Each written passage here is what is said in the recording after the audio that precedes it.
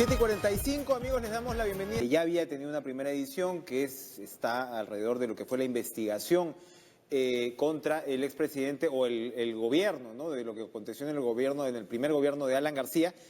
Y ahora se lanza una segunda edición en esta colección de Planeta, es Memoria Perú, ¿no? Son documentos, vamos a decirlos así, con referencias históricas que tiene... ¿Cómo está, señor Cateriano? Gracias por estar con nosotros. ¿Tiene resonancias para la actualidad? He leído, por supuesto, además el nuevo prólogo, ¿no? La nueva introducción del libro. ¿Cuáles son las resonancias actuales de un libro como este? Bueno, yo creo que un libro como El caso García ayuda fundamentalmente a entender a García Pérez como político, ¿no? En los últimos 5 años o en los últimos 10, García Pérez se ha preocupado de vender la imagen de un gran estadista que salvó al Perú. Pero esa es la segunda parte. La primera parte, gracias en algunos casos a la amnesia política y en otros a la falsificación de los hechos, olvidaron que García quebró al Estado peruano, destrozó nuestra economía, tuvimos una de las hiperinflaciones más grandes de la historia económica, ¿no? Fue un gobierno de una corrupción nauseabunda y eso para el registro histórico y para nuestra memoria es importante. Por eso acepté esta invitación de la editorial Planeta para reeditar El caso García, que tiene ahora un prólogo de Rosa María Palacios y un prefacio que yo he escrito, que es una síntesis desde que García dejó el primer gobierno hasta el caso Odebrecht, ¿no? Recordando un poco cómo así declara ante el Congreso que no tiene ahorros y se compra un departamento en París. Recordando los 2 casos escandalosos de sobornos de Sergio Siragusa y esa célebre frase de Zanatti, ¿cómo es la mía? Cómo la Comisión Interamericana de Derechos Humanos, no la Corte, como reiteradamente repiten los apristas, no la Corte, acogió el pedido para que se dejara sin efecto paso previo, pues. la ley de contumacia que le permitió postular nuevamente a la presidencia de la República. Ahora, usted señala, digamos... Bueno, y naturalmente el libro recuerda los casos como el BCCI, la operación de la reducción de compra de los aviones Mirage. Hay un capítulo que es realmente espeluznante, ¿no? Cuando García trae al traficante de armas Abderramán El Asir a Palacio de Gobierno y de repente el presidente del Comando Conjunto, en ese entonces el general Enrico Praeli, ingresa a una de las salas de Palacio y se encuentra con este señor para tratar el tema de la reducción de armas.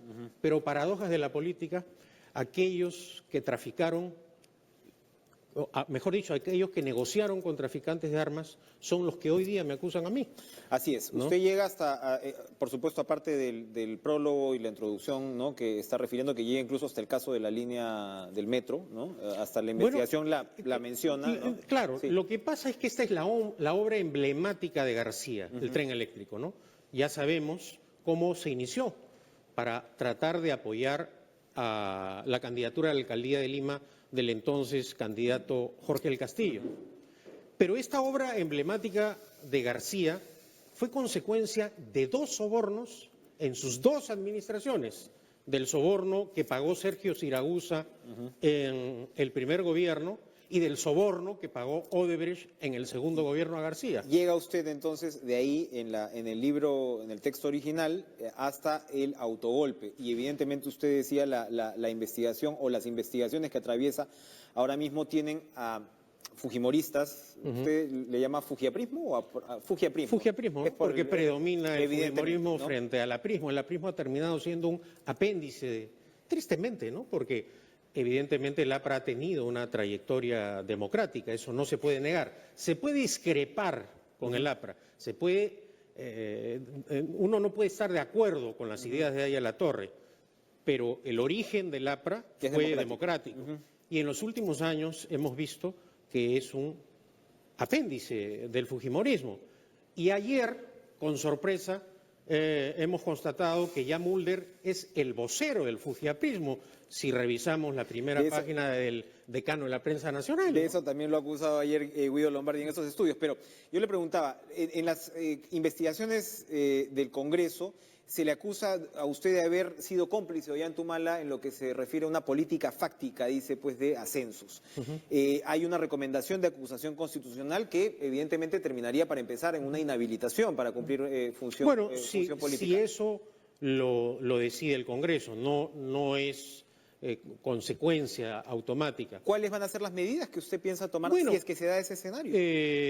Yo, naturalmente, ante el Congreso he ido explicado razones y ni técnicas ni jurídicas las han entendido.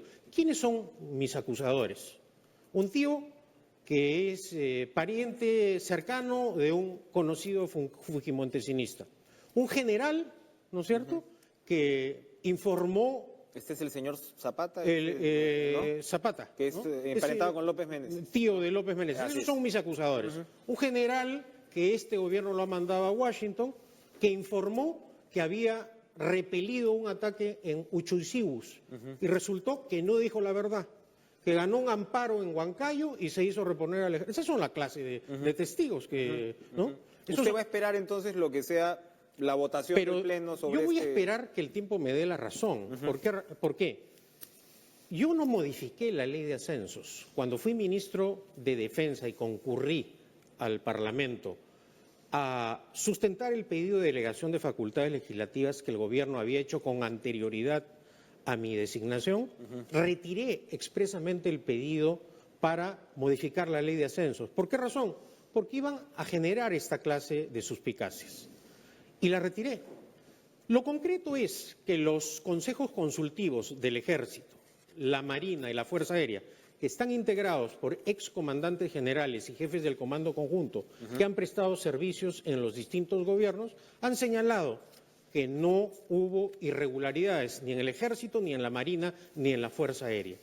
Entonces yo confío que esta clase de evaluaciones, que son técnicas, jurídicas y no políticas, al final primen. Quiero aprovechar su presencia para preguntarle sobre otros puntos de la coyuntura política. Usted, cuando fue primer ministro, se le caracterizó como un primer ministro de choque, que Humala en ese momento, ¿no?, de repente en la última parte de su mandato, cercado en buena medida por, ¿no?, sus adversarios, por fujimoristas y demás, apristas también en alguna medida, necesitaba una fuerza de choque desde el primerato.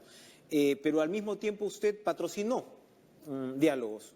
Usted dijo que se tuvo que tragar sapos, ¿no? Y cambiar de estilo. Tuvo que recibir a García y a todos estos personajes, ¿no?, de los cuales usted habla en este libro, entre otras cosas. Escribe, perdón.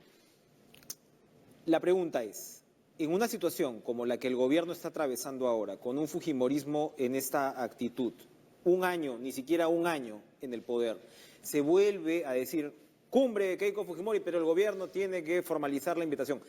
¿Qué opina de ello? ¿Qué opina de esa forma? Una ligera discrepancia. Creo que sí fue un ministro de Defensa de choque, porque las circunstancias me obligaron a ello, porque el gobierno no tenía defensa política en el Parlamento.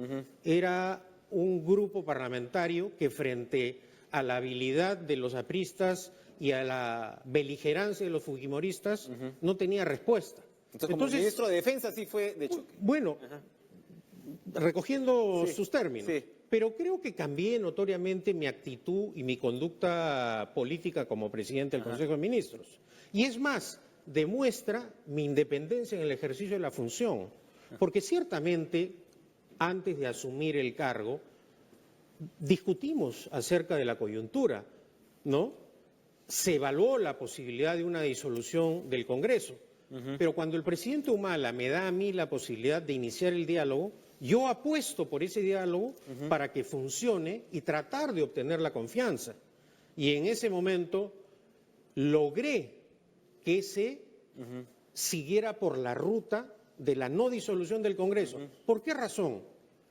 Porque estábamos de salida a puertas de un proceso electoral con acusaciones de espionaje, con acusaciones de financiamiento ilegal del partido de gobierno, y la disolución se iba a interpretar no como una salida a la crisis política, sino como un apañamiento a los escándalos políticos. Y eso creo que le iba a hacer mucho daño a la democracia y por eso aposté por la no disolución. La situación ahora es completamente distinta. ¿Por qué razón? El gobierno de Pedro Pablo Kuczynski está iniciando el mandato, no está culminando sus 5 años. Entonces, ¿cuál es el escenario de Kuczynski? ¿Va a seguir con esta debilidad hasta que acabe su mandato o va a diseñar un nuevo esquema que le dé estabilidad política al país? Porque con el acoso parlamentario del fujiaprismo al gobierno, la inestabilidad política es responsabilidad de Keiko Fujimori, ¿no? Rocío, tenemos un par de minutos más porque hay un par de preguntas que yo quisiera hacerle al señor Caterino. Sé que estamos entrando en una actividad, ¿perdón? ¿Podemos volver entonces? ¿Podemos volver después de la actividad? ¿Te parece?